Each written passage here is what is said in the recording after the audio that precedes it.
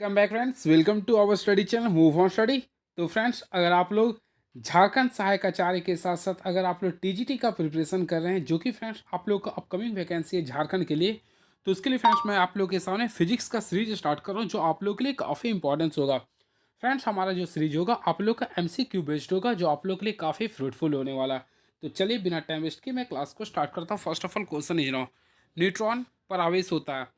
तो friends already आप लोग पढ़े होंगे, न्यूट्रॉन पे जो आवेश होता है आवेशहीन होता है। वही बात करते हैं धनात्मक किस में होता है, तो वह प्रोटॉन पे होता है, और ऋणात्मक किस में होता है, वह इलेक्ट्रॉन में होता है। क्लियर है?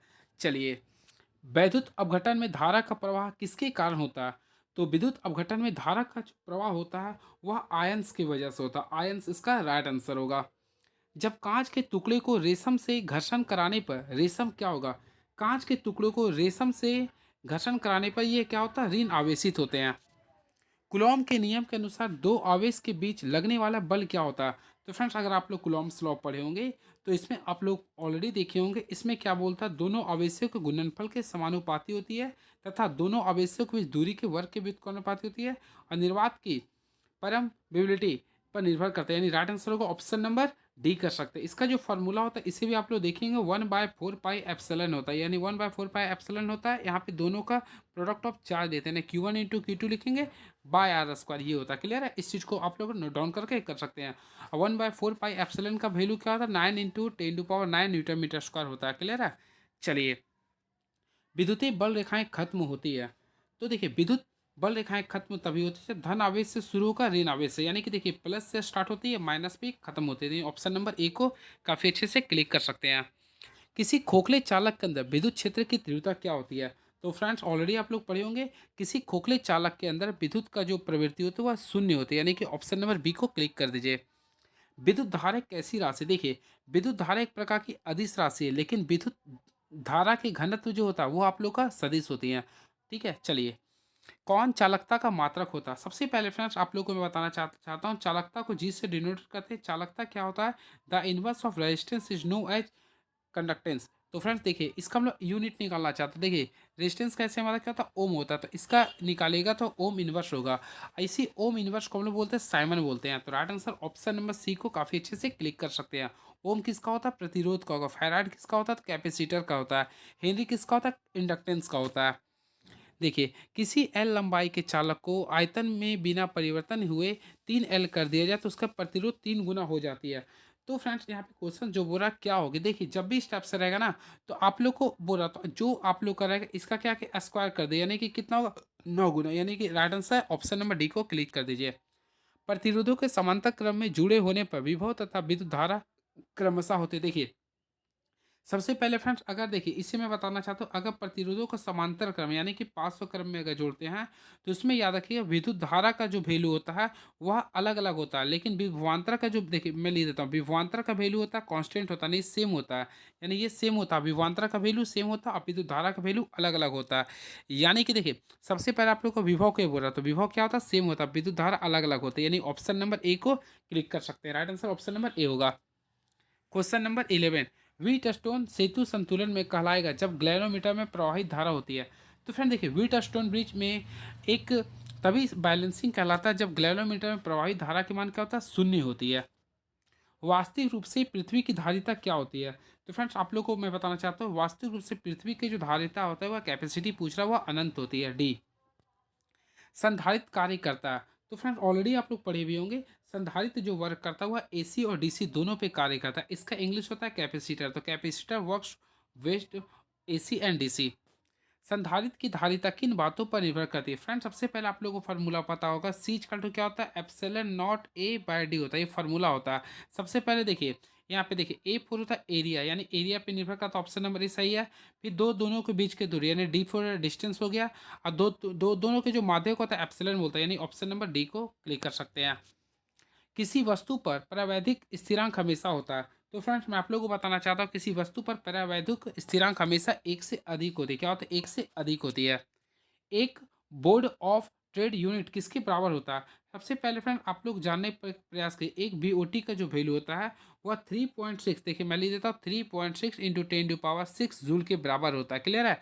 अगर ये ऑप्शन में आप लोग का नहीं है तो आप लोग इस टाइप से कर सकते हैं, 36 इंटू 10⁻5 जूल। जो कि ऑप्शन नंबर आप लोग बी को क्लिक कर सकते हैं। कौन सा विद्युत धारा के चुंबकीय प्रभाव पर आधारित उपकरण है? सबसे पहले ऑप्शन के अकॉर्डिंग देखिए, विद्युत धारा के चुंबकीय प्रभाव, तो फ्रेंड हम लोग लिख देते हैं इलेक्ट्रिक करंट का आप लोग का मैग्नेटिक इफेक्ट्स के बारे में बोला क्लियर। सबसे पहले देखिए इस पे इफेक्ट होता है, ग्लेवनोमीटर वर्क करता है, विद्युत घंटी भी होता है और मोटर भी होता है। यानी कि देखिए ऑप्शन के अकॉर्डिंग देखा जाए तो आप लोग ऑप्शन नंबर डी को क्लिक कर सकते हैं, उपरोक्त सभी होगा राइट आंसर। एक आदर्श आमीटर का प्रतिरोध क्या होता है? तो फ्रेंड एक आदर्श आमीटर का जो प्रतिरोध होता है वह शून्य होता है। वही एक आदर्श वोल्ट मीटर का प्रतिरोध पूछता है तो वह अनंत होती है। क्लियर है? क्रिप्चॉप्स का प्रथम नियम किस राशि पर संबंधित है? सबसे पहले क्रिप्चॉप्स का प्रथम नियम जो होता है वह याद रखिए। सबसे पहले ये जो संबंधित होता है क्रिप्चॉप्स का प्रथम नियम जो संबंधित होते हैं फ्रेंड्स, वह विद्युत विद्युत धारा के प्रभाव पे, विद्युत धारा के संरक्षण पे निर्भर करते हैं। नहीं, ऑप्शन नंबर डी को क्लिक कर सकते हैं, ऑप्शन नंबर डी होगा। क्लियर है?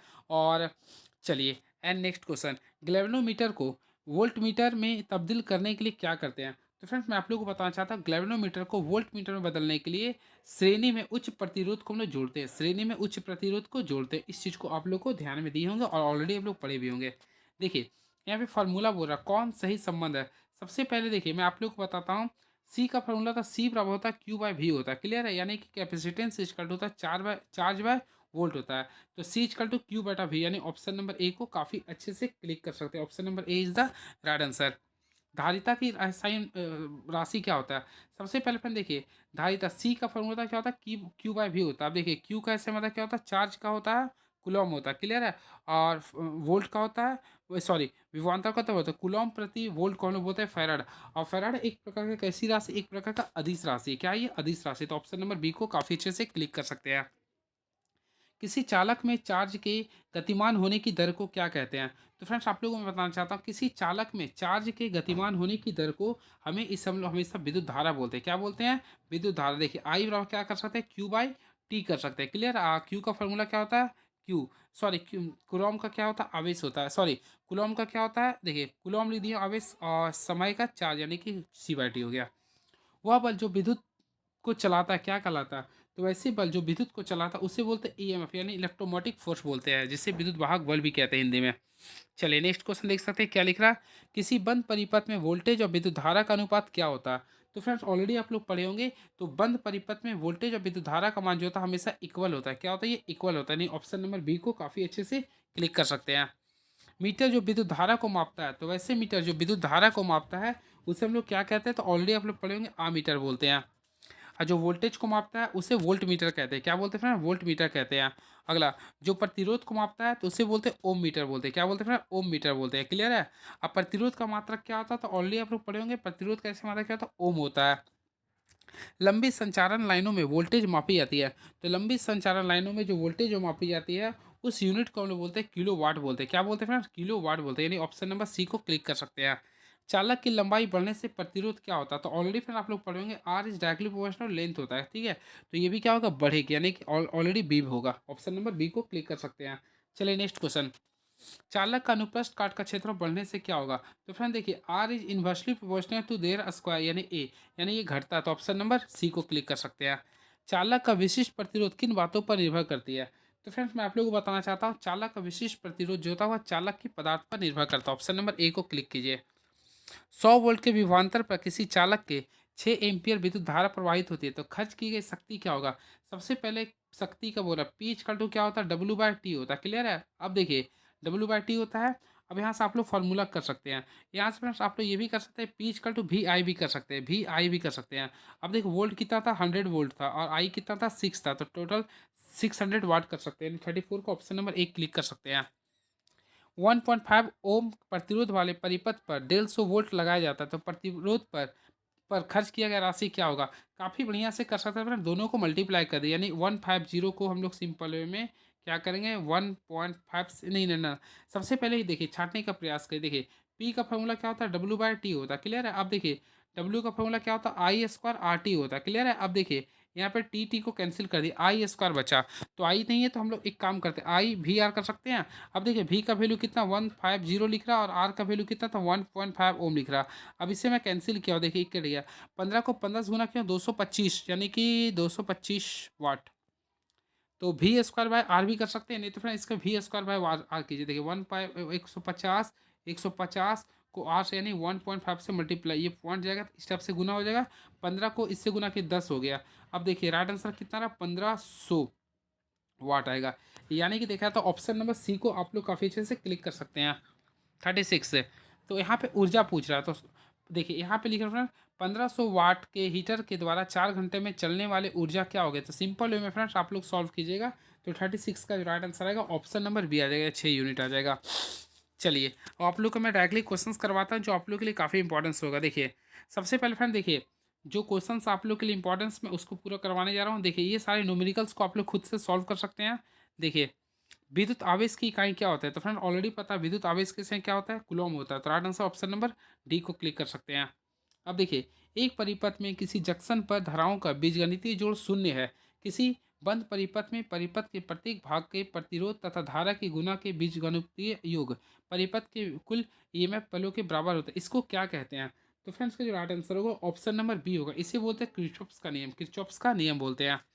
अब देखिए ये वीटस्टोन ब्रिज है, तो वीटस्टोन ब्रिज को तभी इसको बैलेंस कर सकते हैं जब देखिए P by Q equal to होगा आर बाय एस होगा। यानी ऑप्शन नंबर अगर देखिएगा तो ऑप्शन नंबर ए को क्लिक कर सकते हैं। ठीक है 54 का राइट आंसर होगा ऑप्शन नंबर ए होगा। देखिए इसमें एक्स का मान निकालना, तो वही आपको वर्क करा। देखिए 80 कर दीजिए, बाय 40 कर दीजिए, बाय एक्स का वैल्यू है और बाय 4 कर दिया। अब यहाँ से सॉल्व किया, 4 का पारा में 40 10 बार में आ गया, 4 का ये 8 बार में, तो 8 ऑप्शन यानी कि ऑप्शन नंबर डी को क्लिक कर सकते हैं। बराबर कैपेसिटर वाले 4 कैपेसिटरों की कैपेसिटी क्या होगी। काफ़ी इजी क्वेश्चन है ये। तो फ्रेंड्स जब भी स्टेप्स का क्वेश्चन आता है तो आप लोगों को क्या करना है, राइट आंसर जो होगा C/4 होगा। यानी कि इसे हम लोग 500 क्रम में ऐड करना, समांतर श्रेणी क्रम में ऐड करना था। क्लियर है। चलिए अब फ्रेंड्स नेक्स्ट क्वेश्चन में